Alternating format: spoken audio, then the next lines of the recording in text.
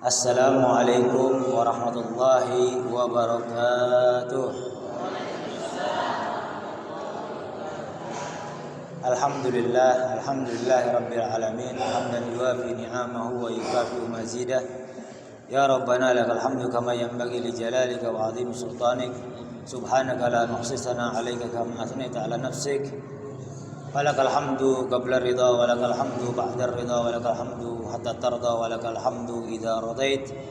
Allahumma shalli wa sallim ala sayyidina Muhammadin al-fatih lima ughliq wal khatim lima sabaq nasiril haqq bil haqq wal hadi ila siratikal mustaqim wa ala alihi wa sahbihi haqqa qadrihi wa miqdarihi al-azim. Subhanaka la ilma lana illa ma 'allamtana innaka antal alimul hakim. Rabbi israh li sadri wa yassir li amri wa hlul 'uqdatam min lisani yafqahu qawli. Rabbi zidna ilman warzuqna fahman. Allahumma iftah 'alaina futuhal 'arifin wa hifdzal mursalin wa ilhamal malaikatal muqarrabin. Allahumma faqihna fid din wa 'allimna ta'wil. Amin ya rabbal alamin.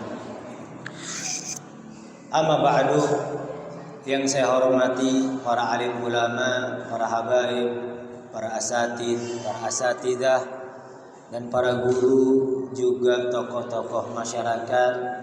Wabil khusus alhamdulillah telah hadir bersama kita Bapak Ketua RW Pak Haji Beni, dan juga insyaallah juga yang saya hormati Bapak Ketua DKM Bapak Haji Dede, dan juga yang saya hormati Al-Habib Syekh bin Yahya, yang mudah-mudahan Allah senantiasa berikan panjang umur dan dalam keadaan sehat walafiat. Amin ya Allah ya Rabbal alamin. Dan tak lupa saya ucapkan terima kasih kepada yang saya hormati seluruh jamaah yang hadir, baik bapak-bapak dan ibu-ibu, yang mudah-mudahan kehadirannya mendapatkan limpahan keberkahan, rahmat dan maghfirah dari Allah Subhanahu wa taala. Amin ya Allah ya Rabbal alamin. Bapak-bapak, ibu-ibu, waktu jam segini biasanya orang udah santai di rumah. Apalagi ibu-ibu ya Bu ya. Ibu-ibu jam segini udah harus nyerbahan, mainan handphone, nonton sinetron. Bapak-bapak juga ya, waktunya mungkin udah tinggal nongkrong aja, diajakin ngaji. Kan rada-rada berat biasanya kan. Orang kalau diajakin ngaji rada-rada berat biasanya. Tapi insya Allah kita sama-sama ngalap berkah, minta dari Allah Subhanahu wa taala agar diri kita, keluarga kita, atau secara umum wilayah kita dilimpahkan keberkahan oleh Allah Subhanahu wa taala. Amin ya Allah ya Rabbal alamin. Perjumpaan kita di bulan lalu membahas tentang keutamaan mencari ilmu. Di bulan lalu kita bahas keutamaan mencari ilmu, karena ini entah fenomena atau memang keadaan zaman. Kita nggak tahu ini fenomena atau keadaan zaman. Di zaman sekarang atau yang kita hadapi sekarang ini, orang-orang sudah tidak lagi ada semangat untuk menghadiri majelis ilmu. Ngaji, sekedar ngaji biasa aja ya. Tapi kalau untuk membahas tentang kategori ilmu yang memang perlu kita miliki, itu kayaknya semangatnya udah nggak ada lagi, baik dari kalangan ikhwan ataupun akhwat. Jadi hadir sekedar hadir. Makanya bulan lalu kita bahas tentang fadilah atau keutamaan mencari ilmu. Bayangkan bahwasanya dikatakan oleh Rasulullah SAW kepada Ibnu Mas'ud, ya Ibnu Mas'ud, kata Rasulullah SAW, julusuka fi majlisil ilm khairun laka min itqi alfir ragabah. Yang artinya Rasulullah bersabda kepada Sayyidina Ibnu Mas'ud, wahai Ibnu Mas'ud, dudukmu 1 jam saja di majelis ilmu lebih baik daripada membebaskan 1000 budak. Ini kalau kita tahu zaman dulu ada perbudakan dan semua itu berharga. Kalau sekarang alhamdulillah udah nggak ada. Makanya Rasulullah dukung untuk pembebasan budak.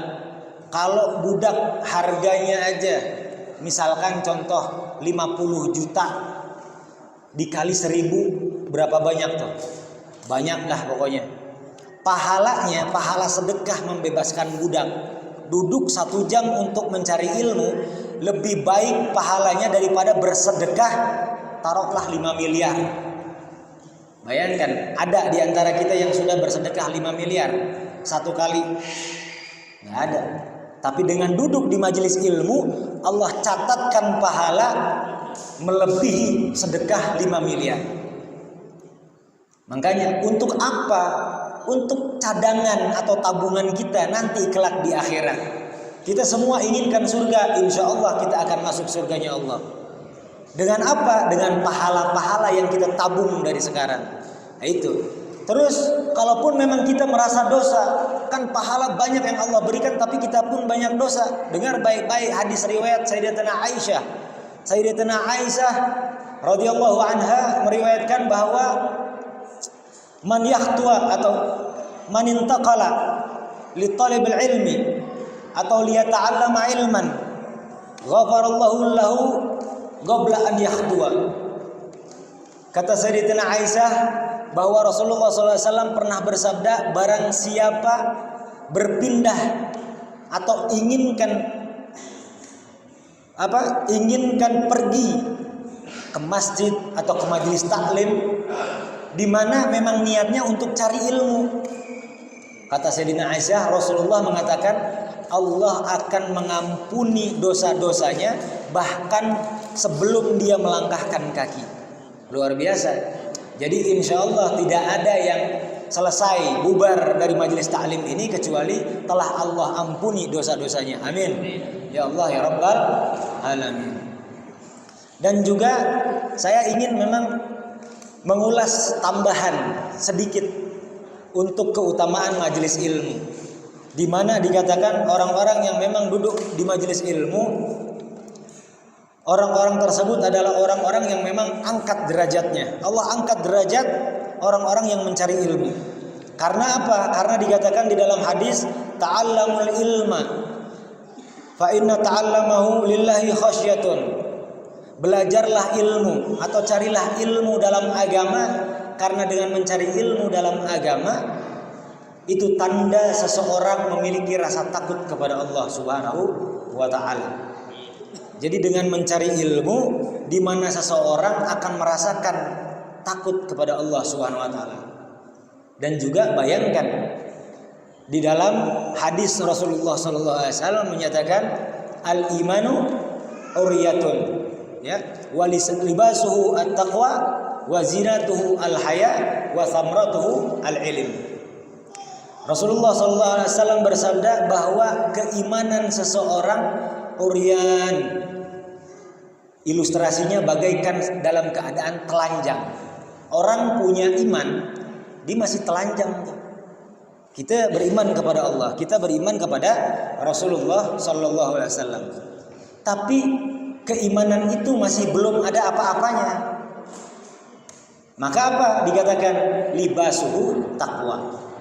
Pakaiannya adalah ketakwaan. Zinatuhu, yang dapat menghiasi keimanan seseorang kalau ada malunya. Terus samratuhu, hasil atau buah dari keimanan adanya ilmu. Jadi ketika seseorang duduk di majelis ilmu, bahwasanya dikatakan selain daripada Allah ampuni dosa-dosanya, Allah limpahkan keberkahan kepadanya, Allah limpahkan juga rahmat kepadanya.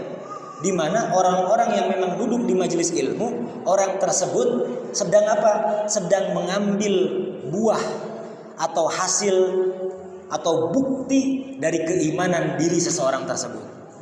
Jadi untuk membuktikan seseorang bahwa masih ada iman dalam dirinya ketika dia mencari ilmu. Jadi kita nggak mau dianggap tidak beriman, bukan sama orang. Dianggapnya bukan sama orang, tapi dianggapnya sama Allah. Punya iman enggak apa kita? Nah gitu. Dianggapnya sama Allah punya iman kalau kita memang masih suka duduk di majelis ilmu. Dan bayangkan duduk di majelis ilmu, dikatakan di dalam hadis Rasulullah SAW, man salaka tariqan yaltamisu fihi ilman sahhalallahu lahu tariqan ilal jannah. Barang siapa seseorang menempuh perjalanan kepada suatu tempat yang di tempat tersebut dia dapatkan ilmu, maka akan Allah mudahkan untuk mendapatkan surga. Bulan lalu udah kita bahas ini? Belum ya? Udah. Jadi kita ulang sekali lagi bahwa orang kalau pergi dari rumahnya untuk mencari ilmu, maka yakinlah Allah akan permudah dia untuk mendapatkan surga. Surga nih kalau kita tahu surga nanti kalau udah mati. Makanya anak-anak muda jarang sekali ada yang mau ngaji. Dikata surga mah nanti, ya udah ngajinya untuk yang udah tua-tua aja. Dikata udah pada bau tanah. Lah, biar dengar baik-baik, surga tuh kita bagi dua. Ada surga dunia, ada surga akhirat. Kalau surga akhirat udah jelas, tempat yang memang abadi, kita akan ditempatkan di sana. Amin. Mudah-mudahan kita ditempatkan di surganya Allah Subhanahu wa taala.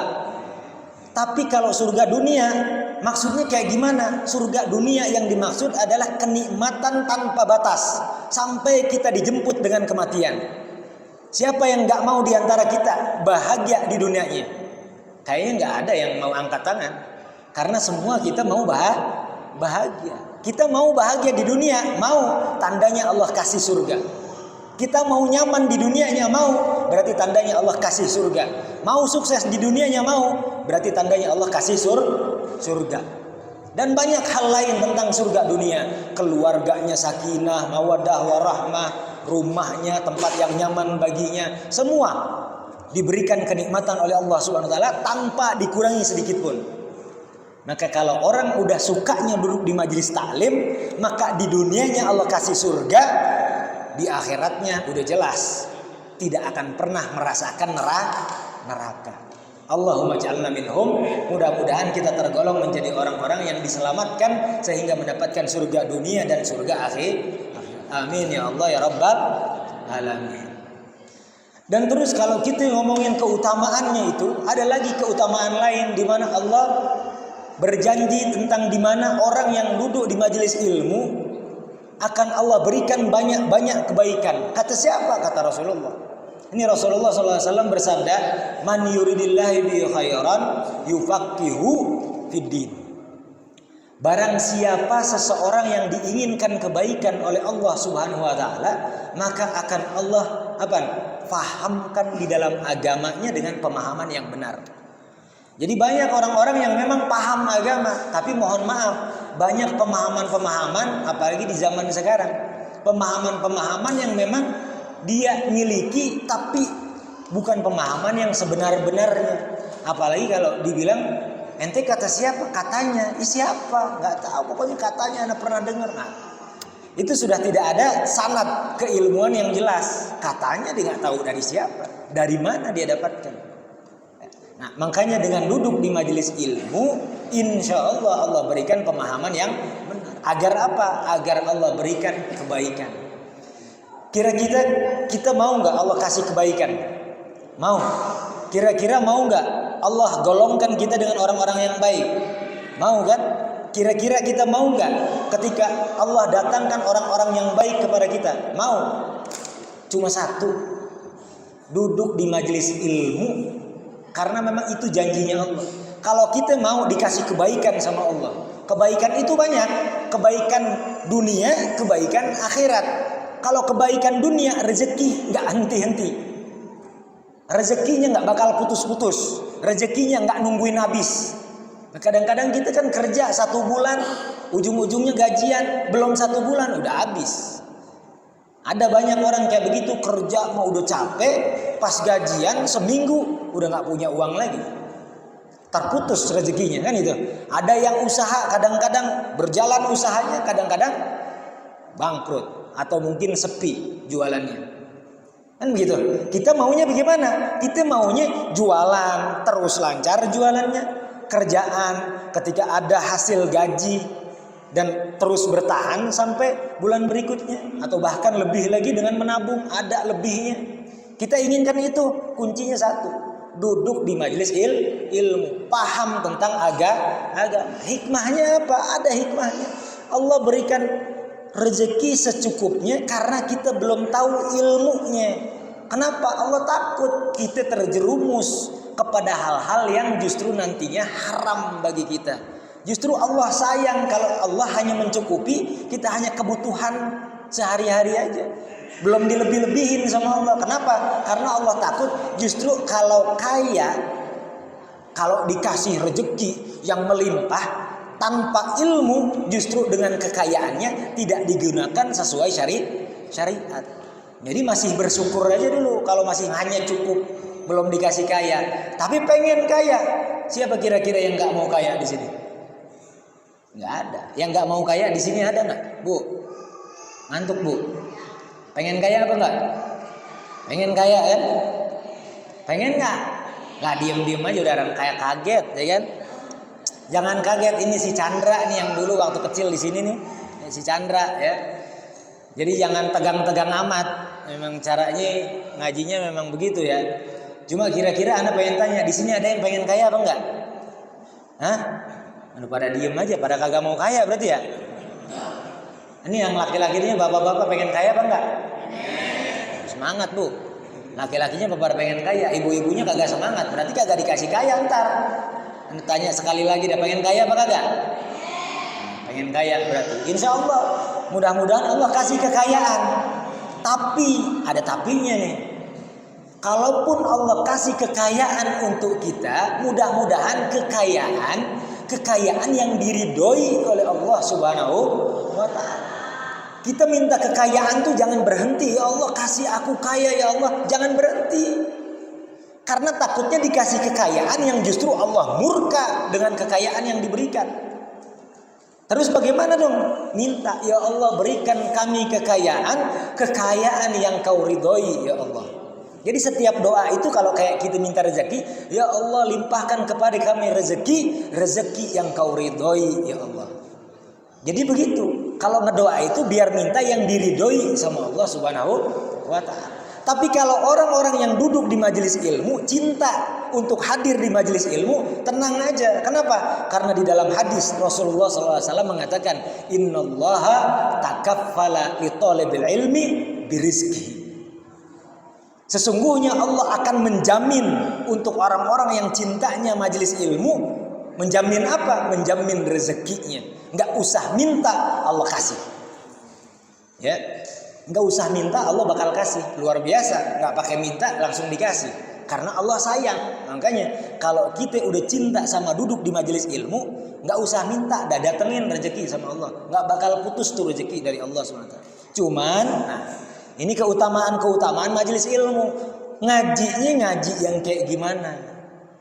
Karena untuk ngaji ini ada adab-adabnya. Biar kita sempurna tuh dapetin yang dikata apa tadi dalam hadis, Allah bakal kasih kebaikan, Allah akan permudah mendapatkan surga, dan banyak lagi hadis-hadis lain tentang apa keutamaan majelis ilmu. Hadir majelis ilmu ini pertama kudu niat yang benar. Niatnya yang benar. Makanya kalau seumpama mau hadir majelis ilmu, niat hadir di majelis ilmu. Insya Allah kita memang sudah niat hadir di majelis ilmu. Tapi Al-Habib Abdullah bin Alwi Al-Haddad di dalam kitabnya An-Nasaihud Duniyah, di dalam kitabnya Ar-Risalatul Jami'ah, Risalatul Mu'awanah mengatakan kalau kita melakukan sesuatu amalan, maka jangan niat hanya satu niat saja. Maka niat kita harus lebih dari satu niat. Yang banyak niatnya. Biar apa? Biar pahalanya pun banyak. Contoh, kalau mau hadir di majelis ilmu, pertama niat mencari ilmu, kedua mendapatkan keberkahan, ketiga melakukan atau melangsungkan atau melakukan menggugurkan kewajiban, ya, taat kepada Allah Subhanahu Wa Taala, niatnya silaturahmi, niatnya meminta ampunan dari Allah SWT. Niat lagi nih kalau untuk ingin dunia, mudah-mudahan Allah lancarkan urusan dunia. Dan banyak lagi niat-niat untuk hadir di majelis ilmu. Itu pertama, adabnya niat yang benar.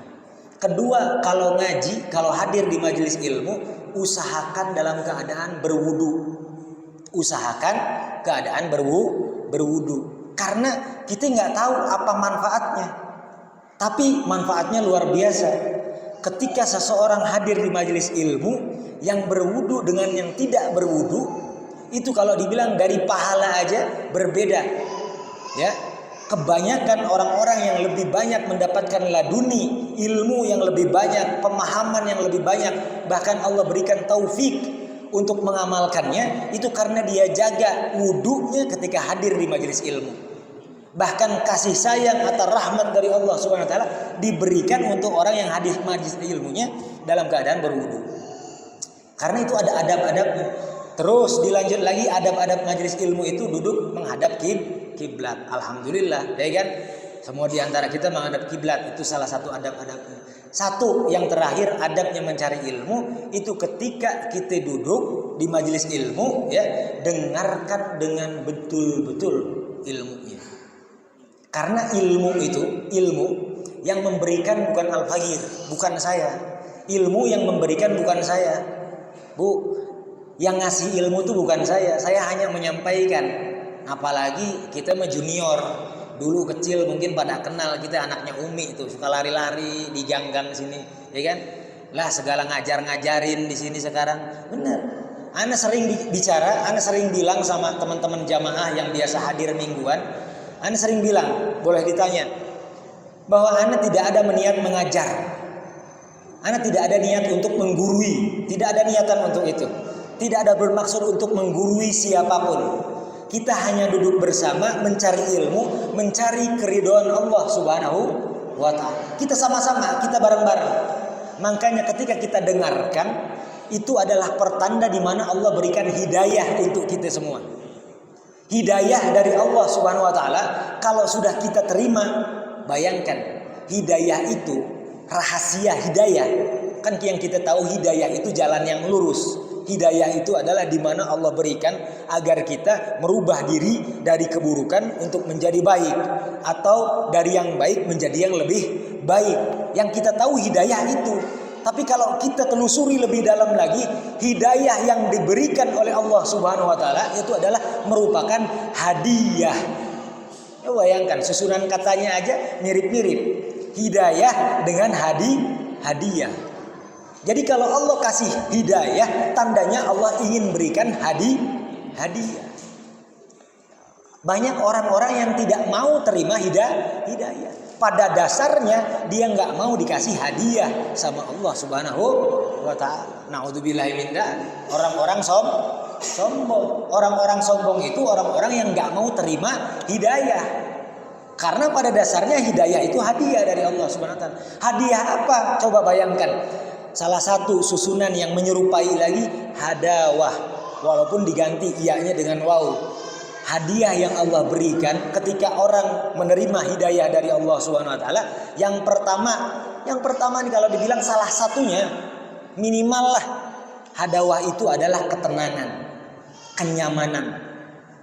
Orang kalau udah dapetin hidayah, biasanya orang-orang tersebut sudah tenang, tidak lagi gelisah. Entahkah urusan materi, ya, entahkah urusan rumah tangga atau urusan-urusan yang lain yang biasa membuat gelisah, membuat galau. Kalau dia dapatkan hidayah, sudah tidak rasakan lagi kegelisahan. Dia akan tenang hatinya. Duduk di majelis ilmu dengan karena hidayah, duduknya tenang. Ya, karena sebagian orang duduk di majelis ilmu nggak tenang, udah cemas. Udah gelisah, udah galau, kelamaan atau segala, baru aja mulai udah pengen lihat jam. Dilihatin, di depan ada jam. Alhamdulillah di depan nggak ada jam ya. Di belakang kita ada jam tuh. Ya. Tapi di tempat lain itu ada banyak orang-orang yang memang kalau udah duduk di majelis ilmu udah gelisah, udah nggak tenang. Kenapa? Karena itu tadi. Walaupun dia jemput hidayah, tapi hadawah belum dia terima. Ketenangan belum dia terima. Makanya kalau kita mau mendapatkan hidayah, dengarkan baik-baik agar sempurna kita diberikan oleh Allah Subhanahu wa taala. Kurang lebih tentang keutamaan ilmu itu. Dan apalagi ini yang kita harus tahu nih. Sebentar lagi kita akan jumpa dengan bulan suci Ramadan. Masya Allah nih. Dikatakan di dalam hadis Syahrul Rajab syahrullah wa Sya'ban syahri wa Ramadan syahr ummati. Dikatakan bulan Rajab adalah bulannya Allah, bulan Sya'ban adalah bulannya aku, kata Rasulullah SAW, dan juga bulan Ramadan adalah bulan umatku. Jadi memang ini bulan Ramadan khusus, bulan untuk kita umatnya Rasulullah Sallallahu Alaihi Wasallam. Namun kalau kita mengaku-ngaku atau menganggap atau memang pengen diaku sebagai umatnya Rasulullah Sallallahu Alaihi Wasallam, ya, maka jangan lupakan beberapa hal, diantaranya amar ma'ruf nahi mungkar, mengajak kepada hal-hal yang baik dan juga mencegah apabila kita hadapi atau melihat keburukan. Nah, kita ambil satu kalimat tadi di mana bulan Ramadan adalah bulan umatku, bulan untuk umatnya Rasulullah SAW.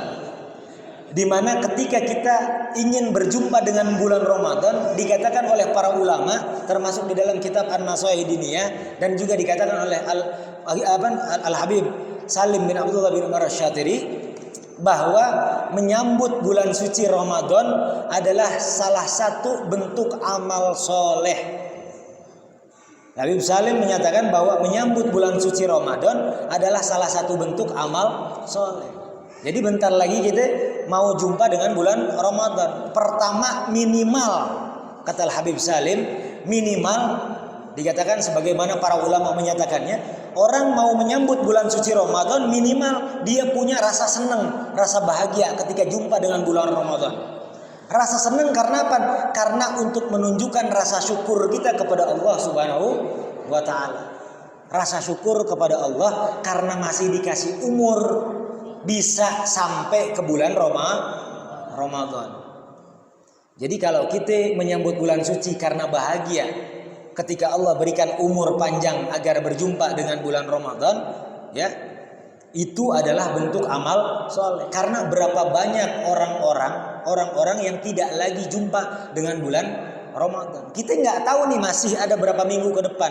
Di antara kita nggak tahu siapa yang jumpa dengan bulan Ramadan, yang tidak berjumpa dengan bulan Ramadan. Bahkan kita pernah tahu juga dulu-dulunya yang sebentar lagi mau Ramadan tiba-tiba meninggal. Pernah nggak melihat yang kayak begitu? Pernah kan? Pernah. Makanya kalau seumpama kita masih dapat bulan Ramadan, kudu bersyukur. Karena ada riwayat nih dari keutamaan bulan Ramadan ini, ada riwayat yang disabdakan oleh Rasulullah SAW atau cerita di mana di zaman sahabat, ketika di zaman Rasulullah SAW dulu ada dua sahabat, ya, daripada sahabatnya Rasulullah SAW. Yang salah satu diantaranya ikut perang. Yang salah satu diantaranya ikut peperangan sehingga meninggal di bulan Sya'ban. Syahid, ya kan? Gugur di medan pertempuran ketika itu. Satu saudaranya yang lain tidak ikut peperangan. Namun ternyata umurnya hanya sampai batas bulan Syawal. Tapi jumpa dengan bulan Ramadan. Ini orang dari dua sahabat ini, dia adik kakak, saudaraan. Yang satu meninggal di bulan Sya'ban, yang satunya meninggal di bulan Syawal. Lalu kemudian hari setelah meninggal kedua-duanya, ada salah satu sahabat yang lain bermimpi melihat kedua sahabat tersebut, yang dimana salah satu diantaranya yang meninggal di bulan Syawal masuk surga terlebih dulu, masuk surga duluan ketimbang orang yang meninggal di medan pertempuran, ya, bersama atau pertempurannya Rasulullah SAW untuk membela Islam. Bayangkan syahid yang mujahid fisabilillah, yang mati syahid nih, mati syahid itu masuk surganya belakangan ketimbang orang yang meninggal bulan Syawal yang udah ketemu bulan Ramadan. Ini sahabat bertanya sama Rasulullah SAW, menerangkan kejadian atau mimpi yang dialami orang tersebut. Kata Rasulullah, "Na'am, wala syakka," kata beliau, tidak diragukan lagi orang yang meninggal tadi atau sahabatku yang meninggal di bulan Syawal tadi itu dikarenakan dia sudah berjumpa dengan bulan Ramadan. Berjumpa dengan bulan Ramadan itu adalah satu keagungan, satu keistimewaan yang Allah berikan kepada hambanya yang beriman. Ya. Karena apa? Karena Kita sudah tahu bahwa dikatakan di dalam Al-Quran syahrul Ramadan, ya, alladzi unzila bihil Quran hudan linnasi wa bayyinatin minal huda wal furqan. Keagungan, keutamaan bulan Ramadan, di mana kita tahu bahwa bulan tersebut adalah di mana bulan yang Allah turunkan Al-Quran yang untuk menjadi hidayah, petunjuk bagi semua manusia, bukan cuma untuk orang Islam aja, bukan. Semua manusia diberikan petunjuk, panduan hidupnya ada dalam Al-Quran. Bayangkan, luar biasa. Wa bayyinatin minal huda, dan dijelaskan sama Allah bagaimana petunjuk diberikan. Wal furqan, dan untuk membedakan mana yang benar, mana yang salah. Karena saking agungnya bulan Ramadan, maka orang-orang yang masih dikasih umur untuk jumpa dengan bulan Ramadan, Allah agungkan kepadanya. Allah istimewakan. Dengan apa? Dengan bisa mendapatkan kedudukan yang seperti cerita tadi, kisah tadi. Bayangkan di dalam hadis lain Rasulullah SAW katakan, ar-Ramadan ila Ramadan wal Jum'atu ila Jum'ah mukaffiratin lima bainahuma majtunabdal kabair, atau kama qala Rasulullah SAW. Dari bulan Ramadan ketemu bulan Ramadan lagi, dari Jumat ketemu Jumat lagi, itu ada di antaranya pengampunan dosa. Kalau ketemu, ya, kalau ketemu, karena dikatakan Ramadan sampai ke Ramadan. Jadi kalau masih sampai ke bulan Ramadan, itu di antara bulan Ramadan ke bulan Ramadan, di bulan yang lainnya Allah ampuni dosa-dosanya kalau masih ketemu. Dan Jumat ketemu Jumat, itu kalau mingguan. Ini kita hari Jumat nih, ya. Hari Jumat ketemu Jumat, kalau masih ketemu Allah ampuni dosa-dosa di hari yang lainnya tuh. Berarti apa? Hari Sabtu sampai dengan Kamis Allah ampuni dosa-dosanya. Dari bulan Ramadan ke bulan Ramadan Allah ampuni dosa-dosanya. Bayangkan, Allah ampuni kalau masih ketemu. Tapi mudah-mudahan Allah berikan kita panjang umur agar kita masih diberikan jumpa dengan bulan Ramadan. Jadi Allah ampuni dosa-dosanya, sebagaimana dikatakan bulan Ramadan itu awwaluhur rahmah wa awsatuhul maghfirah wa akhiruhu idkun minan nar. Bulan Ramadan itu awalnya rahmat, ya, kasih sayang dari Allah yang akan Allah berikan. Awsatuhul maghfirah, tengah-tengahnya Allah jadikan ampunan. Wa akhiruhu idkun minan nar, akhirnya Allah akan bebaskan seluruhnya yang mendapat, ya, berjumpa dengan bulan Ramadan, Allah akan bebaskan dari api neraka. Allahumma ja'alna minhum, mudah-mudahan kita digolongkan bersama mereka semua. Luar biasa ya.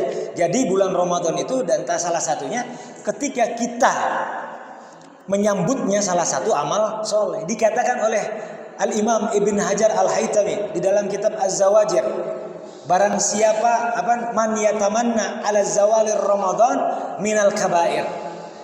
Di dalam kitab Az-Zawajir, Al-Imam Ahmad bin Hajar Al-Haytami mengatakan bahwa barang siapa pengen buru-buru Ramadan kelar, pengen cepet-cepet udah beres Ramadan, itu termasuk dalam kategori dosa besar.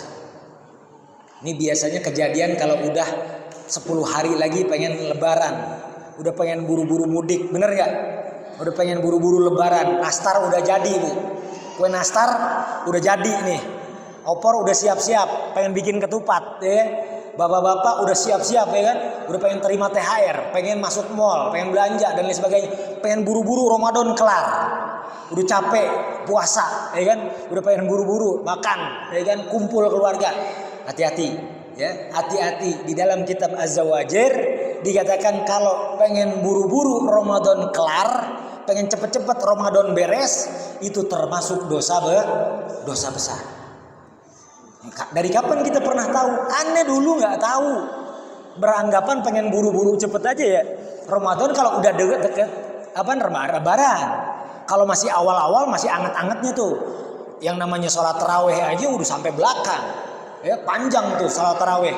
Tapi kalau udah 10 hari terakhir, nah mulai dah tuh ibu-ibu udah siap sibuk, baju mana nih, udah komunikasi sama saudara-saudara yang lain, ya kan? Dress code-nya apa? Buat lebaran udah siap-siap tuh. Masaknya masakan apa? Bapak-bapaknya juga udah siap. Jalan-jalan dibawa kemana? Udah pengen buru-buru, cepet buru-buru lebaran dah, biar kelar. Hati-hati tuh. Itu dosa besar. Makanya Ramadan aja belum, udah pengen Idul Fitri aja, ya. Makanya kita nih karena pengen jumpa bulan Ramadan harus punya rasa senang. Ya, harus punya rasa bahagia, itu karena bentuk syukur kita kepada Allah karena masih dikasih umur panjang. Terus dikatakan bahwa di bulan Ramadan selain kita sambut bulan Ramadan, kita selain menyambut bulan Ramadan, di mana bulan Ramadan itu perlu atau wajib untuk orang muslim untuk menjalankan puasa, sebagaimana di dalam Al-Qur'an Allah Subhanahu wa firmankan, kutiba alaikumusiyam kama kutiba alal ladzina min qablikum la'allakum tattaqun. Telah diwajibkan kepada kalian, atau ana artiin kita ya. Jadi kalau alaikum walaupun itu artinya kalian, ana artiin kita. Biar ana pun dapat karena itu ada khitab buat ana juga. Kutiba alaikumusiyam, telah diwajibkan untuk kita puasa di bulan Ramadan. Kama kutiba alal ladzina min qablikum. Itu sama persis telah diwajibkan kepada umat-umat sebelumnya atau kepada nabi-nabi sebelumnya. La'allakum tattaqun, mudah-mudahan engkau bertakwa atau kita bertakwa kepada Allah Subhanahu wa taala. Jadi kalau memahami atau mentafsirkan Al-Qur'an ini dikatakan diwajibkan kepada kita, diharuskan kepada kita. Lalu kita merasa, waduh, sebulan harus puasa, beban kayaknya. Untuk orang yang nggak pernah latihan puasa, kaget biasanya. Langsung setiap hari yang tadinya beda-beda menu masakan, kudu puasa siang-siang. Apalagi kalau udah kerjanya berat. Waduh, ada aja alasan untuk nggak puasa. Anak kerja, ya kan? Setiap hari harus jalan kaki, setiap hari harus ngangkatin berat kerja. Anak nggak puasa, kaget karena nggak pernah puasa. Nah itu. Terus dikatakan nih, puasa diwajibin, Allah bukan pengen memberikan beban kepada kita, nggak mau ngeberatin kita sebagai umatnya, sebagai hambanya yang justru disayang sama Allah. Jadi puasa ketika diwajibkan kepada kita itu bukan beban, bukan diberatkan untuk kita. Justru karena kita diberikan kewajiban berpuasa untuk menambah nilai keistimewaan kita sebagai hamba-hambanya Allah Subhanahu wa ta'ala. Bayangkan kalau kita diwajibkan sholat 1 bulan, bayangkan kalau kita tahu Nabi Allah Daud sebagaimana dikatakan kama kutiba alal ladzina min qablikum. Emang siapa aja umat, siapa yang pernah diwajibkan puasa selain kita? Kan kutiba kama kutiba berarti sudah ada umat yang diwajibkan. Nabi Allah Daud dan umatnya menjalankan puasa 1 hari puasa, 1 hari enggak. Nisfus sanah, setengah tahun. Nabi Allah Daud setengah tahun puasanya tuh. 1 hari puasa, 1 hari buka. 1 hari besoknya puasa, 1 hari buka. Terus berjalan. Jadi 1 hari puasa, 1 hari enggak. Terus berjalan. Seumur hidup. Bayangkan, Nabi Allah Daud disuruh puasanya tuh setiap hari. Ada beberapa riwayat yang mengatakan berbeda.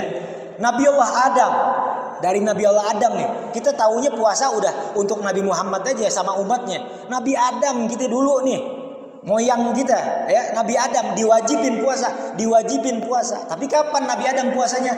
Ayyamul bid, ya. Yang nanti kita disunahkan juga tuh puasanya Nabi Adam. Ayyamul bid kita disunahkan 3 hari aja. Nabi Adam puasa 3 hari dalam sebulan. Nabi Adam tuh puasa 3 hari setiap bulan. Nggak nungguin nanti 1 bulan terakhir, enggak. Setiap bulan memang puasa 3 hari. Ayyamul bid tanggal 13, 14, 15 Hijriah, tapi setiap tanggal 13, 14 Hijriah Nabi Adam itu puasa. Dan itu menjadi wajib baginya. Kenapa? Karena bersyukur, bukti rasa syukur Nabi Adam kepada Allah yang telah mengampuni kesalahannya, menerima taubatnya. Jadi dengan puasa ini kalau dihitung itu apa? Ada jumlahnya 36 hari dalam setahun. Nabi Adam Puasanya dalam setahun 36 hari. Kita 30 hari. Itu pun kalau semua bulan penuh. Kadang-kadang 29 kita. Kalau bulan nggak penuh. Nah, makanya Rasulullah SAW menganjurkan puasa sitta min Syawal, 6 hari di bulan Syawal. Dianjurkan. Kenapa? Karena dikatakan selain 30 hari di bulan Ramadan, Rasulullah mengamalkan itu sebagaimana diamalkan oleh Nabi Allah Nuh. Nabi Allah Nuh puasa 6 hari setelah Allah selamatkan dari apa? Dari banjir yang begitu besar, musibah, bencana yang begitu besar. Makanya Rasulullah puasa 6 hari di bulan Syawal untuk memperingati salah satu di antaranya. Walaupun riwayat berbeda ya, tapi ini adalah ashahul aqwal. Dikatakan puasa di bulan Syawal 6 hari untuk menggenapkan, jumlahnya kan sama, 6 hari di bulan Syawal, 30 hari di bulan Ramadan. Sama seperti puasanya Nabi Allah Adam, jumlah dalam 1 tahun puasanya 36 hari. Itu luar biasa. Ada yang lebih parah lagi nih, kita nggak akan kuat. Disuruh puasanya Nabi Ibrahim. Nabi Ibrahim puasanya itu kapan? Puasanya itu 1 tahun full puasa, tahun berikutnya nggak puasa. Tahun depan 1 tahun puasa, berikutnya nggak puasa. 1 tahun disuruh puasa, ada yang kuat? Ada yang kuat di sini 1 tahun puasa? Ya Allah, langsung geleng-geleng aja Bu.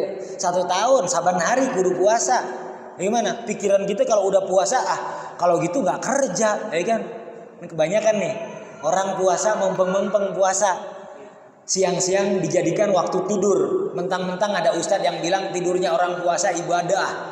Mentang-mentang tidurnya orang puasa ibadah, udah siang-siang dipakai buat tidur. Ngajinya kayak gimana itu coba? Ya, ngajinya kayak gimana kalau pas lagi puasa dia justru siang-siang tidur. Bener. Kalau ngomongin bener, memang ada hadisnya. Orang yang sedang berpuasa tidurnya aja ibadah. Bener, itu mah bener. Tapi sayang ketika dalam keadaan puasanya dia justru digunakan untuk apa? Perkara-perkara yang memang banyak kehilangan amal-amal soleh. Justru ketika berpuasa itu amal soleh itu harus lebih ditingkatkan. Kenapa? Khususnya bulan Ramadan, yang dimana salah satu keutamaannya kenapa kita dianjurkan untuk apa? Untuk menyambutnya. Karena setiap amal baik di bulan puasa dilipat gandakan.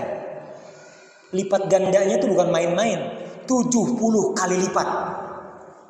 Kita melakukan kesunahan dilipat gandakan menjadi 70 kali lipat. Kita apabila melakukan kesunahan, kita dilipat gandakan menjadi seakan-akan amal yang fardu. Apabila kita melakukan sholat fardu atau apapun kewajiban, itu bagaikan 70 kali kita melakukannya. Sholat di bulan-bulan selain bulan Ramadan, sholat kita, sholat isya, sholat subuh, sholat maghrib, sholat zuhur, sholat asar, itu pahalanya 1 kali sholat. Walaupun kita kemarin, bukan di sini ya, setiap sholat itu dihitung 10 kali lipatnya. Ini kalau di bulan Ramadan dikali, jadi 100 kali lipat. Seakan-akan 100 kali lipat kita melakukan, 70 kali berarti 700 kali lipat. Kalau orang dikatakan di Isra Mi'raj tuh, aneh ingatnya di sini soalnya. Aneh jelaskan Isra Mi'raj yang waktu kemarin tuh, orang melakukan sholat fardu 1 waktu sholat, taruh sholat subuh, melakukan sholat subuh 2 rakaat, pahalanya tercatat 20 rakaat, ya, atau tercatat 20 kali melakukan sholat subuh. Tapi kalau di bulan Ramadan dikalikan 70 kali. Jadi berapa kali itu? Bisa terkali lipatkan 700 kali lipat pahala. Luar biasa di bulan Ramadan. Itu yang fardu. Kalau yang sunnah bagaimana? Apapun, bersedekah atau melakukan senyuman kepada orang lain. Kan senyum sedekah kan? Senyum kepada orang lain. Senyuman itu bagaikan kewajiban. Catatan kebaikan, catatan pahalanya itu kayak kewajiban. Makanya dengan menyambut bulan Ramadan, tandanya kita tahu ada banyak perkara yang bisa kita ambil. Bagaimana Allah akan ampuni dosa-dosa kita dan bagaimana caranya mengumpulkan pahala di bulan ini sebanyak-banyaknya. Bahkan dikatakan salah satu diantaranya kenapa kok kita diwajibkan untuk berpuasa, dikatakan 1 hari bulan puasa ya, 1 hari kita tinggalkan puasa di bulan Ramadan, sengaja atau tidak sengaja, katakanlah tidak sengaja, maka tidak dapat dikodok atau dibayar pahalanya. Kalau kodoknya wajib, dikodoknya wajib nih, tapi tidak akan bisa dibayar walaupun mengkodok untuk 1 hari di bulan Ramadan tadi 1 tahun penuh. Walaupun puasa 1 tahun penuh, untuk mengkodok 1 hari aja di bulan Ramadan itu pahalanya belum cukup. Bayangkan, luar biasa. Ini dikatakan di dalam hadisnya Rasulullah SAW. Man ta'ammada bil fitri atau man aftara ya fi Ramadan amdan ya. Maka apa? Dikatakan barang siapa yang memang dia sengaja berbuka di bulan Ramadan untuk tidak berpuasa di bulan Ramadan 1 hari, maka dia belum cukup mengkodoknya 1 tahun penuh. Karena saking besarnya puasa di bulan Ramadan. Sama persis amalan-amalan yang lain. Selain puasa nih, amalan-amalan lain pun sama persis besar. Luar biasa. Biasanya di masjid ya. Dulu kita ingat di sini masjid paling hobi itu berburu takjilnya. Pak RW ya. Kalau kita dulu nih paling hobi berburu takjil nih, di masjid langsung berjejer waktu kita kecil tuh, pada ingat gitu kan, berjejer untuk buka puasa bersama di sini di masjid. Masya Allah. Dan itu biasanya dilakukan oleh orang-orang terdekat biasanya. Dan di masjid ini memang langsung masjid memberikan buka puasa bersama. Jangan tanggung-tanggung, kita punya rezeki walaupun sedikit, walaupun gak cukup untuk semua jajarannya, kita keluarkan. Yang bisa ngasih roti, yang bisa ngasih korma, yang bisa ngasih aqua, air dan lain sebagainya, kasih aja, gak usah nunggu banyak dulu. Walaupun hanya punya berapa gelas air mineral, simpen ke masjid gitu. Kita berikan ke masjid, kita bantu orang-orang yang memang belum bisa punya bukaan dan lain sebagainya. Karena itu pahalanya luar biasa, dilipat gandakan oleh Allah Subhanahu wa taala. Dan itu yang dianjurkan di bulan puasa. Karena apa? Dengan dilakukannya bahwa kita sudah memperbanyak perbekalan untuk akhirat. Karena dikatakan kalau kita tergolong menjadi orang-orang yang cerdas, dikatakan oleh Rasulullah SAW, al-kayyis man dana nafsuhu wa amila lima ba'dal maut. Orang yang cerdas itu yang dia menekan keinginan duniawi dan lebih mengutamakan, memprioritaskan urusan akhirat. Urusan dunia kata Rasulullah tidak dilarang, dipersilahkan untuk sibuk dengan urusan dunia, silahkan. Tapi ingat, orang cerdas itu, orang cerdas yang lebih memprioritaskan urusan-urusan akhirat. Jadi bukan minum tolak angin, ya. Orang cerdas itu memprioritaskan urusan akhirat. Jadi kalau seumpama dia ada kesibukan duniawi, tapi dipikir dunianya untuk membantu dia nanti kelak di akhirat. Wallahu a'lam bishawab. Karena waktu telah menunjukkan pukul 9.20 ini ya, 20 apa 15. Ana kasih kan biasa sampai setengah 10 apa jam 10 sih? Setengah 10 ya. Nah, sudah saya cukupkan sekian, tapi takutnya ada kekurangan yang dipahami. Boleh silakan apabila ada pertanyaan, silakan pertanyakan. Bisa kita jawab, insya Allah kita jawab. Ada pertanyaan? Ibu-ibu ada pertanyaan? Ada pertanyaan? Fadhal silakan.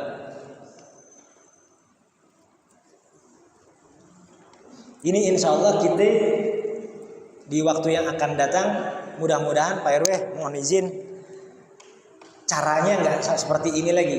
Kita insya Allah akan bedah kitab. Insya Allah kita akan bedah kitab pakai panduan. Sekarang pun Anda pakai panduan. Saya dasar kitabnya biar nanti ini Ustadz ngasih tahu dari mana katanya, apa kata Ustadznya. Agak. Bukan aneh semata-mata ucapkan begitu aja. Kesalahan silap lidah, iya kesalahan murni dari saya. Tapi semua yang saya bawakan, seingat saya usahakan itu ada panduannya dari kitab An-Nasaihud Diniyah, karya dari Al-Habib Abdullah bin Al-Haddad Al-Qutbul Irsyad. Seorang yang memang tingkat keilmuannya itu diakui di dunia. Dikarang ya, dikutip disusun kitab ini An-Nasaih Diniyah 400 tahun yang lalu. Jadi dari kitab An-Nasaih Diniyah yang telah dikutip, dikarang, dibentuk 400 tahun yang lalu oleh ulama yang bernama Al-Habib Abdullah bin Alwi Al-Haddad, maka saya rangkum atau saya kutip sedikit ya yang tadi yang saya sampaikan. Jadi kalau ditanya kata siapa? Ya waktu kita ngaji dari kitab apa? Nasaihu Ad-Diniyah, nasihat-nasihat keagamaan. Jadi kalau ditanya bukan semata-mata dari saya, tapi insya Allah di kemudian kesempatan kita akan bedah buku, bedah kitab. Jadi biar kita tahu yang kita pelajari sama-sama dari dasar, dari pedoman, dari panduan buku. Insya Allah begitu.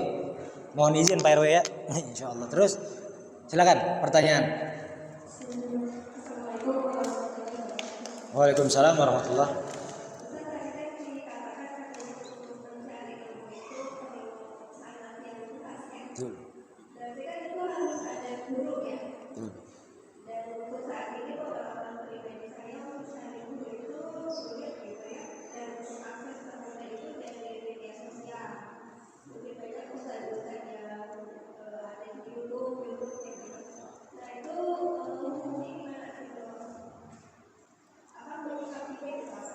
Masya Allah.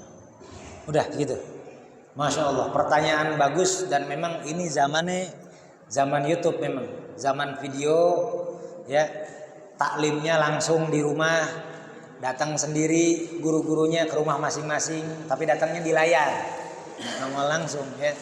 Nggak datang guru-gurunya tuh nggak datang ke rumahnya secara langsung. Tapi nongolnya di layar handphone.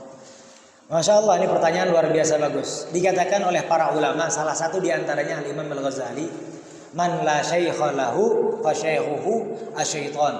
Ya, barang siapa seseorang yang tidak memiliki guru, maka yang mengguruinya, yang mengajarkannya adalah syaitan. Para ulama menyatakan demikian. Bahkan ini para ulama menyatakan ana rangkuman daripada hadis Rasulullah SAW. Ya, terus dikatakan bahwa ketika seseorang belajar harus ada gurunya. Dan guru pun harus guru-guru yang memang memiliki sanad. Jadi belajar itu harus ada sanadnya. Terus bagaimana kita orang-orang yang memang sekarang sudah disuguhkan video-video YouTube. Dan mereka pun adalah ulama-ulama yang memang dikenal baik. Bagaimana hukumnya? Nah kita katakan, mengapa para ulama-ulama mengatakan, atau kalau dibilang ini bukan ulama lagi, dari hadis Rasulullah SAW ketika mengingatkan kepada Abdullah bin Mas'ud yang tadi disebutkan kan, ada hadis di mana Rasulullah mengatakan secara langsung kepada Abdullah bin Mas'ud, ya Ibn Mas'ud, huduruka atau julusuka di majlisil ilm, hadirmu, dudukmu di majlis ilmu. Itu berarti konteksnya dan secara tekstual dan konteksnya memang hadir dan duduk di majlis. Majlis itu tidak bisa dalam keadaan sendiri. Ya, yang namanya majlis itu jama'an, harus ada beramai-ramai, dan ramai itu terkategorikan 3 orang atau lebih, itu namanya ramai. Majlis nih, kalau ini malah alhamdulillah luar biasa. Bapak-bapak sama ibu-ibunya ramai banget, bukan ramai aja, ya kan? Dikatakan dengan duduk di majelis ilmu itu yang akan mendapatkan keutamaan lebih besar yang sudah dijanjikan oleh Allah dan Rasulnya. Tapi di situ ada hikmahnya. Kenapa kok tetap yang lebih besar pahalanya adalah yang duduk dan hadir di majelis ilmu? Kenapa? Karena memang coba bayangkan, di majelis ilmu kita bisa menjalin silaturahmi lebih erat. Kan gitu. Di silaturahmi kita bisa bertanya secara langsung. Dan di dalam hadirnya di majelis ilmu itu ada rahmat, keberkahan yang tidak terlihat oleh kita ya, tapi akan terasa nanti. Bahkan terlihat ini, kita saksikan sama-sama. Terus bagaimana menyikapi kalau di YouTube dan lain sebagainya? Al-Bagir katakan, karena ini pertanyaan banyak yang mempertanyakan, boleh nggak nonton YouTube? Boleh. Ana katakan secara langsung bahwa melihat di YouTube video-video yang menjelaskan tentang ilmu agama, boleh nggak menontonnya? Boleh, silakan tonton. Tapi kan itu harus kita pilih-pilih, nggak perlu pilih-pilih juga nggak apa-apa. Oh, ini agak ekstrim juga nih. Mungkin Anda bakal dihujat sama yang lain ini. Ini bakal dihujat sama yang lain. Masa nggak saya pilih-pilih, nggak boleh pilih-pilih atau nggak perlu pilih-pilih? Iya. Cari ilmu seluas-luasnya, tidak perlu pilih-pilih. Siapapun tonton YouTube-nya, dimanapun iya. Tapi, nah belum selesai kan? Ada tapinya. Ada tapinya. Tetap harus cari, harus punya satu guru yang untuk menjadikan rujukan, mentabayunkan ilmu yang kita tangkap dari seluruh tempat, dari siapapun yang kita dapat. Jadi harus punya satu guru yang jadikan pedoman, dan itu kita harus pilih siapa yang saya akan jadikan rujukan. Jadi jangan semua kita tangkap tapi tanpa kita memilih satu yang nantinya kita akan jadikan acuan pertanyaan. Boleh. Makanya kita tidak boleh memilih-milih siapa ulamanya, siapa gurunya, siapa ustadznya. Belajar dari siapa, belajar aja. Karena siapa tahu ada manfaat-manfaat yang bisa kita tangkap. Karena kalau manfaat kebaikan datangnya dari Allah. Datangnya kebaikan dari Allah Subhanahu wa taala. Kalau keburukan ya memang karakteristik individu masing-masing yang mengajarkan tadi. Al-Faqir yakini bahwa masih banyak kekurangan, masih banyak kesalahan. Maka Al-Faqir memohon maaf apabila ada kekurangan dan kesalahan. Tapi apabila ada kebaikan yang bisa kita tangkap, kebaikan itu datangnya dari Allah Subhanahu wa taala. Jadi hukumnya boleh enggak sih? Gitu. Boleh. Untuk nonton YouTube, nonton ceramah dari YouTube, mau apapun jenis jenis alirannya ya, kalau dibilang aliran. Jenis alirannya silahkan tontonin. Tapi, makanya tapinya ini yang harus diperhatiin.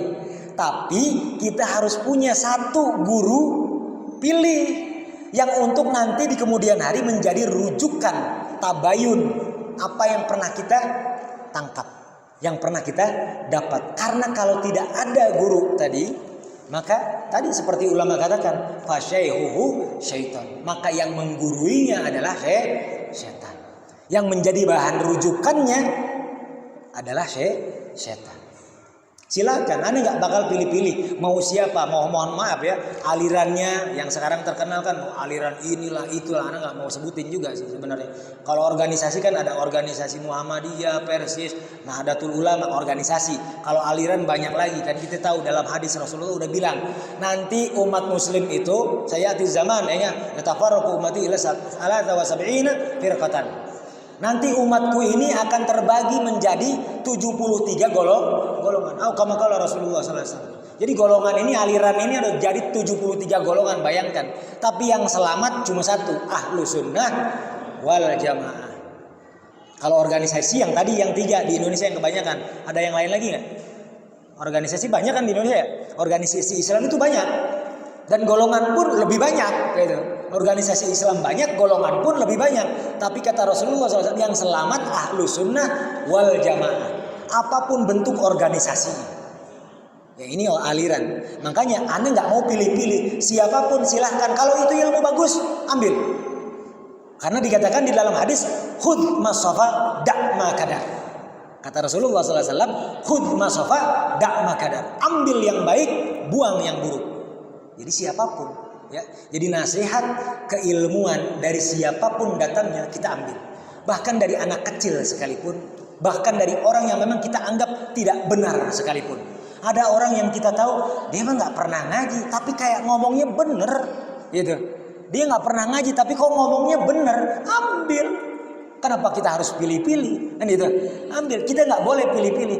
Tetapi tadi yang harus diperhatikan, kita harus punya satu orang guru yang kita jadikan bahan rujukan, ya kita tabayunkan ilmu itu kita ingin amalkan kira-kira benar apa enggak. Maka nanti gurunya meluruskan, membenarkan kalau salah, memantapkan kalau benar. Kurang lebih begitu. Jadi kalau seumpama enggak, waduh. Terus gimana cara milih gurunya? Nah, di dalam kitab An-Nashaih Diniyah ini memang pas kebetulan baru kemarin nih di jadwal mingguan dibahas.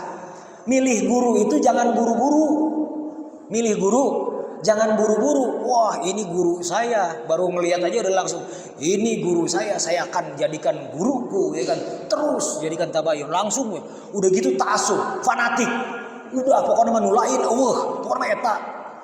Tapi kalau dibilang itu memilih secara buru-buru, salah. Bisa jadi, mohon maaf, bisa jadi salah pilih guru nantinya. Jadi pilih guru tuh tenang dulu, santai dulu, dilihat dulu apanya, dilihat dulu satu kepribadiannya, kedua apa yang dibicarakannya, terus lagi memang kalau dibilang dia niatnya mengajarkan untuk apa dan lain sebagainya. Ada banyak nih. Ketika duduk bersama kita seperti apa, memperlakukan orangnya seperti apa. Karena dikatakan salah satu karakteristik orang alim itu man huwal alim. Ketika ditanyakan Sayyidina Ali karamallahu wajhah, ya Sayyidina Ali pernah ditanya, Sayyidina Ali bin Abi Thalib ditanya, man huwal alim? Orang alim itu laisa man kathratur riwayah, ya, wa laisa kathratud dirayah. Walakin al alim, ya kan? Man kana yatakhallaqu bi akhlaq ila ghairi, katanya. Orang-orang alim itu bukan karena orang banyak hafalan riwayat-riwayat, bukan orang karena canggihnya dia menghafalkan ilmu dalam agama. Orang alim bukan karena itunya kita lihat. Orang alim itu dilihat bagaimana cara memperlakukan orang lain. Jadi berperilakunya seperti apa kepada orang. Kalau kelakuan dirinya mah itu urusan dia.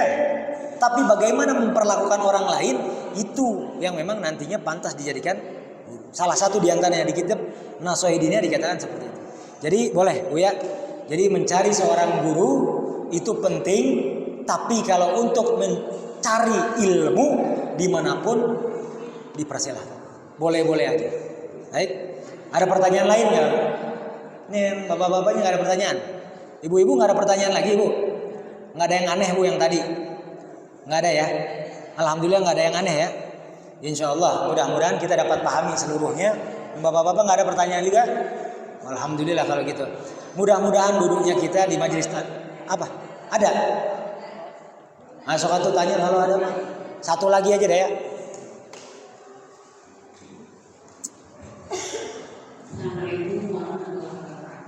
Waalaikumsalam warahmatullahi wabarakatuh. Tadi saya mendengar untuk menyambut bulan Ramadan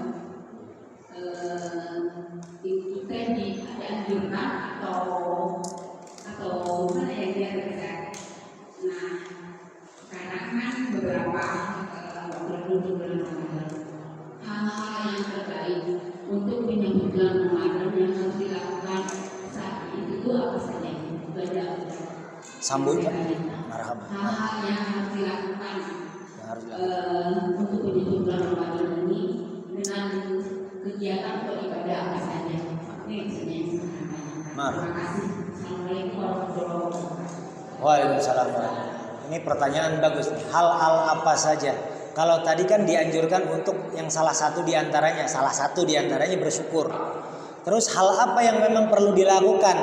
Nah, ini pertanyaan luar biasa karena banyak sekali orang-orang yang memang mengabaikan ini. Pertama, untuk menyambut bulan suci Ramadan dari sesuatu yang memang perlu dilakukan adalah memperhatikan. Pertama nih, mumpung masih ada waktu. Ini khususnya ibu-ibu atau bapak-bapak juga sih sebenarnya sama. Masih ada nggak kodoan-kodoan puasa yang di masa lalu yang pernah kita tinggalkan? Itu pertama.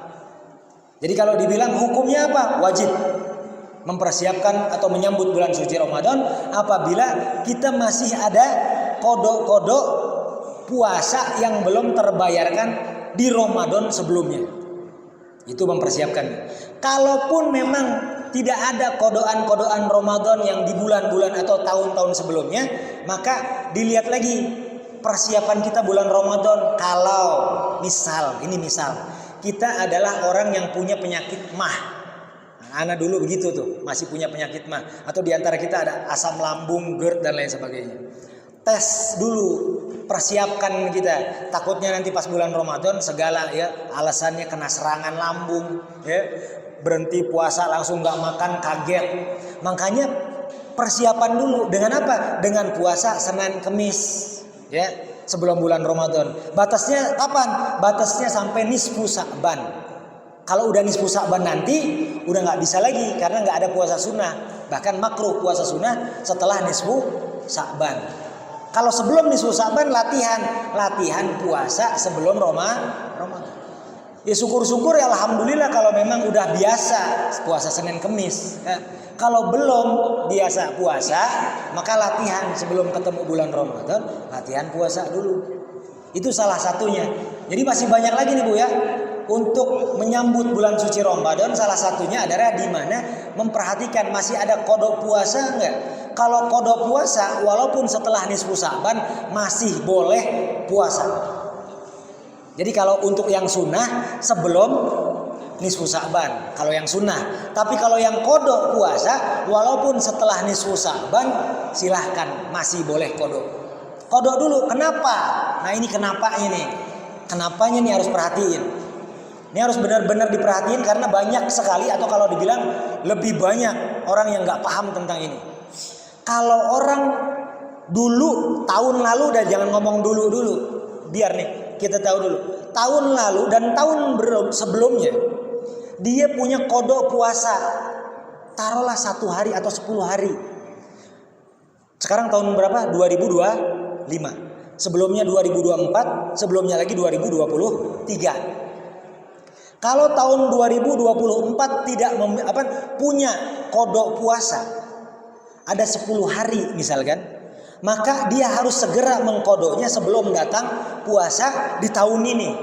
Kalau dia tidak mengkodok, maka nanti dia tercatat. Kalau masuk bulan puasa sudah tercatat dosa. Pertama dosa. Kedua, ada kewajiban selain tetap harus mengkodok puasa nanti setelah bulan Ramadan, dia wajib membayar fidyah setiap hari. Jadi kalau 2023 pernah punya kodok puasa, lalu udah ketemu bulan puasa 2024, sekarang udah mau puasa lagi nih. Nah kita harus mengkodok yang 2023 sebelum jumpa lagi 2025, sekaligus bayar fidyah untuk puasa kita yang tahun 2023. Kalau 2024 punya kodok ya buru-buru sebelum nanti justru selain wajib puasa, wajib juga bayar fidyah. Salah satu mempersiapkan itu dengan ini. Jarang orang tahu ini. Dan bahkan karena kebanyakan orang nggak mau tahu. Kenapa? Beban. Apalagi disuruh bayar fidyah. Nah kan jadinya beban. Benar. Kalau beranggapannya beban, maka akan jadi beban selamanya. Tapi kalau beranggapan bahwa ya Allah terkena fidyah bagiku, ya Allah aku ingin bisa dapat membayarnya. Nggak mungkin Allah nggak kasih rezeki untuk membayarnya. Rezekinya luas, lancar aja. Kalau menganggapnya ini adalah suatu kenikmatan yang diberikan oleh Allah SWT. Jarang nih yang tahu. Boleh tanya ada orang kalau cuma diwajibin gitu, jarang yang tahu. Makanya ini salah satu tanda persiapan. Tapi ini anak bilang tapi ini jangan dengan mempersiapkan bulan Ramadan itu justru apa? Justru langsung buru-buru belanja ke mall, ya. Langsung mempersiapkan dengan kayak acara-acara yang tarafuhat, acara-acara yang justru ada kemaksiatan di dalamnya. Menyambut bulan suci Ramadan, maaf ya, kemaksiatan dijalankan. Ya orang-orang mungkin anggap ya dengan musik-musik dan dengan hal-hal yang haram lah kalau dibilang. Hal-hal yang dimakruhkan, hal-hal yang diharamkan. Bukan itu yang dimaksud. Menyambut bulan suci Ramadan itu seperti contoh. Kalau dulu pernah kalau nggak salah, Anda ingat ini di sini di masjid diadakan kayak lomba-lomba anak-anak kecil ya kan untuk tilawatul Quran, lomba adzan dan lain sebagainya. Biasa begitu tuh. Di sini waktu dulu pernah ada. Kita ngerasain waktu dulu. Nah kayak gitu-gitu tuh menyambut bulan suci Ramadan untuk mempersiapkan biar anak-anak tahu bentar lagi Ramadan. Insya Allah dilestarikan seperti itu menjadi dampaknya positif nantinya. Kurang lebih begitu Ibu ya. Jadi persiapannya sebenarnya banyak, tapi karena waktu yang sangat singkat. Tapi insya Allah di bulan yang akan datang atau di kesempatan lain kita akan berusaha untuk bedah kitab. Jadi ngajinya pakai bedah kitab. Makanya ibu-ibu atau bapak-bapak jangan cuma dengerin, tanyain, cecer aja pertanyaan, ya. Karena biasanya nih nunggu dulu. Kalau ada pertanyaan, jawabannya anak keluarin. Insya Allah dengan dalil-dalilnya. Karena anak nggak biasa ceramah, jujur. Anak nggak biasa ceramah. Anak biasanya bongkar kitab, jelasin dari kitab. Karena anak takut Kalau hanya ceramah nanti keluarnya kemana-mana, ngomongin dari hawa nafsu, dari otak logika aja gitu. Ana suka takut begitu. Jadi ana lebih suka membedah kitab. Jadi biar tahu yang kita ngaji ini ada kitabnya, ada redaksinya. Ya, kalau kurang lebih begitu ya. Jadi mohon maaf sebanyak-banyaknya, mohon maaf sebesar-besarnya. Ada pertanyaan? Oh, satu lagi ya. Fadhal. Mepet waktu soalnya. Fadhal. Waalaikumsalam. Fadhal. Di bulan Sya'ban ini, bulannya Allah Subhanahu wa taala. Rasulullah. Bulan Rasul. Di mana kalau jamaah diberikan ijazah untuk di bulan ini sampai bulan Ramadan untuk amalan kita masing-masing. Awalan masing-masing. Masya Allah. Ijazah ya. Ijazah. Cuma itu aja mungkin bisa. Oke. Jadi bukan pertanyaan. Waalaikumsalam warahmatullahi wabarakatuh. Oh, pertanyaan. Waalaikumsalam warahmatullahi wabarakatuh. Minta amalan dan diijazahkan amalan. Sebenarnya rada berat. Ya, sebenarnya rada berat karena nanti kalau aneh kasih amalan takut-takutnya nggak diamalin. Ya, sebenarnya pengen ngasih mah pengen, takutnya nggak diamalin. Karena tadi pertanyaannya ini kan bulan Sya'ban nih, bulannya Rasulullah. Amalan apa yang perlu dibanyakin? Amalannya di bulan Rasulullah yang dianjurkan adalah banyak-banyak sholawat. Kalau kemarin bulan Rajab banyak-banyak istighfar. Nanti kalau di bulan Ramadan banyak-banyak baca Quran. Oke. Lebih baik diberi ijazah daripada tidak sama sekali. Iya. Oke, iya. Terus jadi lebih baik diberi jasa. Jadi begini. Oke, karena permintaan. Hah? Untuk kita semua. Kira-kira mau dikasih jasa apa enggak? Enggak mau ini. Mau ijazah enggak? Mau. Ibu-ibu mau apa enggak? Kira-kira mau diamalin apa enggak? Ada amalan yang luar biasa anak kasih. Ya. Insya Allah mudah-mudahan diamalin. Cuma karena nanti kalau nggak diamalin bahaya juga nanti kalau nggak diamalin. Ini kudu diamalin. Iya, yang ringan-ringan. Nah, yang ringan-ringan anak kasih amalan. Al-Fagir sudah merasakan amalannya. Al-Fagir sudah merasakan fadilahnya. Al-Fagir saya sudah merasakan keutamaan-keutamaannya. Banyak, saya tidak akan ceritakan itu. Tapi insya Allah ini baik untuk kita diamalkan di bulan Sya'ban atau bahkan di hari-hari lain selain di bulan Sya'ban. Ana pengen kasih yang hafal, alhamdulillah. Yang belum hafal, silahkan hafalkan. Yang ringan-ringan ya. Yang ringan-ringan ana pengen kasih karena ini di bulan Sya'ban untuk banyak-banyak sholawat. Ana kasih sholat Fatih. Sholawat Al-Fatih itu keutamaannya luar biasa. Ana nggak bakal kasih tahu dulu untuk fadilahnya, tapi mungkin satu anak kasih fadilahnya sholawat Fatih itu. Kalau kita merasa kesulitan dalam urusan apapun, bacakan sholawat Fatih sebelum kita melakukan apa yang akan kita hadapi. Baca satu kali sholawat Fatih, insya Allah dilancarkan urusannya. Itu sholawat Fatih itu. Sigatnya Allahumma sholli ala sayyidina Muhammadin al-Fatih lima ughliq wal khatimi lima sabaq nasiril haqqi bil haqq wal hadi ila siratikal mustaqim wa ala alihi wa sahbihi haqqa qadrihi wa miqdaril adim. Bacakan di setiap hari ba'da subuh 100 kali. Lumayan. Atau yang ringan aja, jangan 100 kali dah. 11 kali. Nah, 11 yang ringan-ringan aja dah. Setiap hari dibacakan sholawat Fatih. Anak takutnya 100 ntar nggak diamalin lagi. Anak kasih yang ringan-ringan aja deh. 11 kali diamalkan sholawat Fatih, dihafalkan. Insya Allah apa yang memang kita hadapi dalam setiap urusan Allah mudahkan. Anak ijazahkan untuk diamalkan kepada antum semua. Gulu gobil tuh. Itu cuma pagi aja. Pagi aja. Pagi aja. Anak kasih yang ringan karena anak takut. Anak takut nanti takutnya nggak diamalin. Iya, kalau antum anak insya Allah percaya. Anak takut yang lain punya kesibukan yang lain, punya amalan yang lain, tapi tetap karena permintaan anak kasih juga yang ringan. Insya Allah manfaat dunia akhirat. Dan juga kita meminta kepada Allah Subhanahu Wa Taala, duduknya kita majelis taklim ini meminta semoga Allah berikan pahalanya juga kepada orang tua kita. Ya, mudah-mudahan pahala duduk kita di majelis taklim ini Allah berikan untuk orang tua kita, baik yang masih ada ataupun yang sudah tiada. Yang masih ada mudah-mudahan Allah berikan panjang umur, sehat walafiat, dan juga serta takwa dan taat kepada Allah Subhanahu Wa Taala. Dan yang sudah tiada mudah-mudahan Allah tempatkan di kedudukan yang sangat mulia di sisi Allah Subhanahu Wa Taala. Amin. Ya Allah ya Rabbal Alamin. Dan untuk ditutup pengajian ini kita tutup dengan doa dari Habib Syekh bin Yahya. Alaihi tafadhal.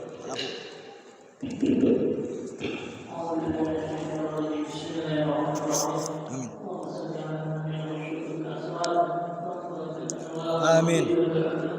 Amin ya Allah. Amin.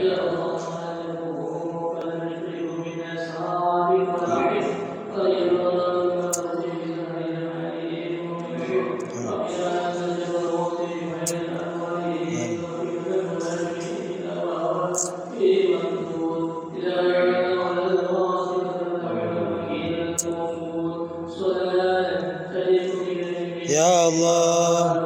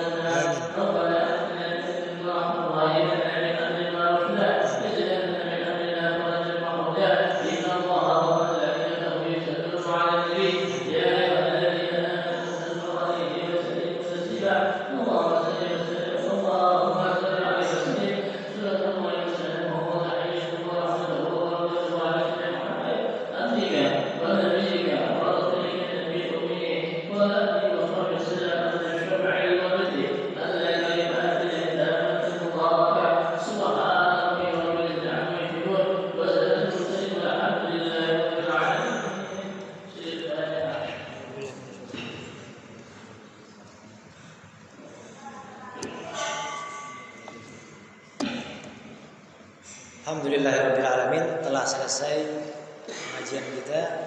Ibu-ibu dan bapak-bapak, akhirnya Al-Fakir selain ingin memohon maaf, Al-Fakir saya ingin mengajak atau memberitahukan sesuatu, bahwa kalau ngaji besok-besok lagi kita sambil santai aja ya.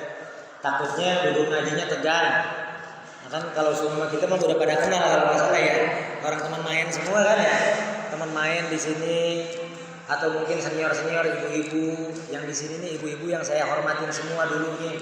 Walaupun kita minta maaf dulu suka baong, nakal ya. Kalau kita menakal ya tahu lah anak bumi ya, wah ngajir terus. Jadi mohon maaf, tidak ada niatan untuk menggurui, tapi kita sama-sama mencari keberkahan di sini. Jadi sambil santai aja dan mohon maaf. Memang kalau nada kita, cara kita ngajarin begini karena udah kelamaan tinggal di Bekasi, ya. Jadi kedengarannya bukan kayak orang Sunda lagi, kedengaran kayak orang Bekasi, kayak orang Betawi jadinya.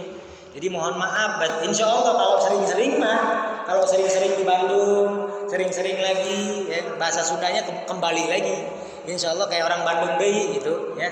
Karena udah nadanya nada Bekasi, mohon dimaafkan. Tapi insya Allah dapat kita pahami, ya ibu-ibu ya. Akhirul kalam, assalamualaikum warahmatullahi wabarakatuh.